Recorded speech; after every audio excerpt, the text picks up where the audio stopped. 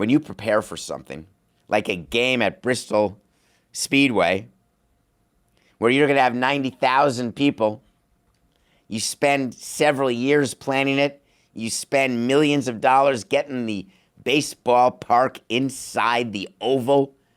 It is a huge deal.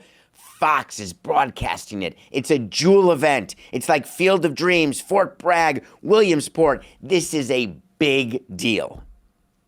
You plan for a lot of stuff. You have to. Here's what you can plan for. You cannot plan for Mother Nature. And God, did Mother Nature take a big fat all over Major League Baseball on Saturday night. It was terrible. They introduced the players. They're dressed in like Will Ferrell and, Coca. What's the name of the movie with Will Ferrell and Talladega Nights? Thank you, Coca. Hi.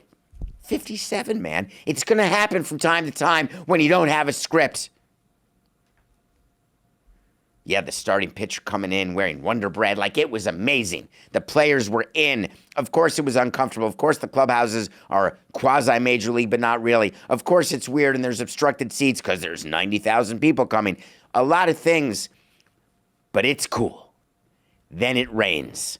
And then it rains, and then it rains. Your worst nightmare is that you have a rain delay, and Fox has to go to rainy day programming. They got to go to Jeter and A-Rod doing fill-in, which was whatever. And then you start the game, and you feel like we're going to get the game in. After one inning, it rains and rains and rains, and poor Mike Hill had to stand there with Ken Rosenthal and say, yep, looks like we're going to have to suspend this game and start it again tomorrow.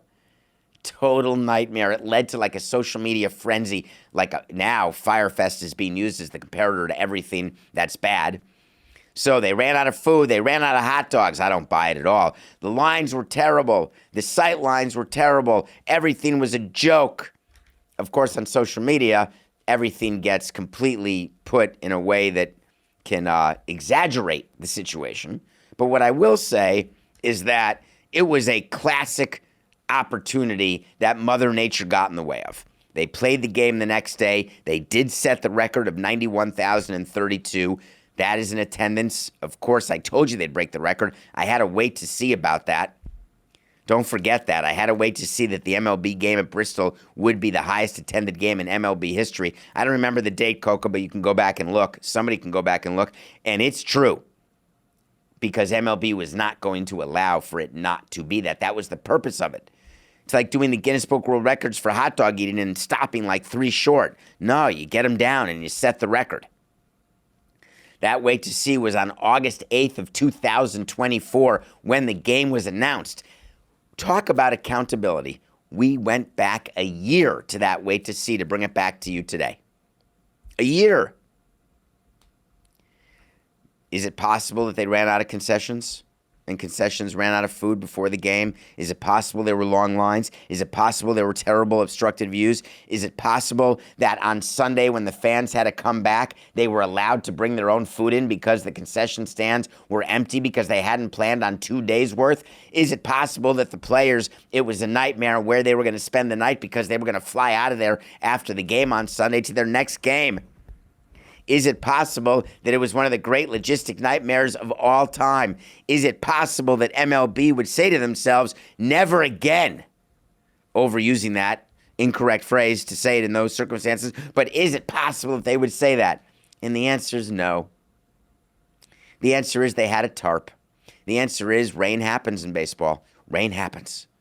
The answer is there was a contingency plan if there's a rainout because there can always be a rainout. Did they want it? No. Were they ready for it? Yes. Were the players happy about it? No. Will it stop a future game at a cool place? No, because one of the things baseball's doing is they've got a budget line item.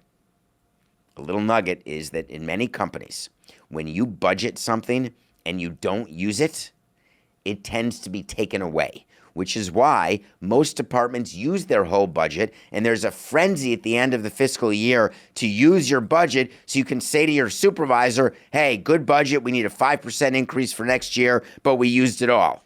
But if you're paying attention as a commissioner or a president or an owner and you see the uses of funds and the timing of those funds, and that it was done just to look like you had zeroed out your budget, that doesn't work.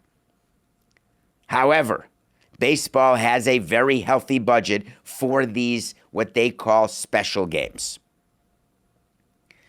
It is not about just finding a situs for them and then spending millions of dollars just to say you're doing it.